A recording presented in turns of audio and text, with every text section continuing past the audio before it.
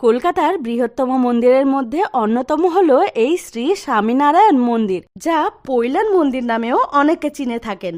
মন্দিরটি সকাল 7:30 থেকে দুপুর 12টা এবং বিকেল 4টে থেকে রাত্রি 8টা পর্যন্ত খোলা থাকে। এখানে আসার জন্য সবথেকে সুবিধা হবে বাসে করে চলে আসা। ধর্মতলা, হাওড়া, শিয়ালদহ বিভিন্ন জায়গা থেকে আপনারা বাস পেয়ে যাবেন। তাছাড়া কাছাকাছি স্টেশন মাঝেরহাট। মন্দিরে বিভিন্ন সময় বিভিন্ন রকম আরতি হয়ে থাকে। এখানে আপনারা পুজো দিতে পারবেন না, শুধুমাত্র মন্দিরের গর্ভগৃহে সোনার স্বামীনারায়ণ প্রভুর মূর্তির ওপর জল অভিষেক করতে পারবেন। 50 টাকায় দুজন।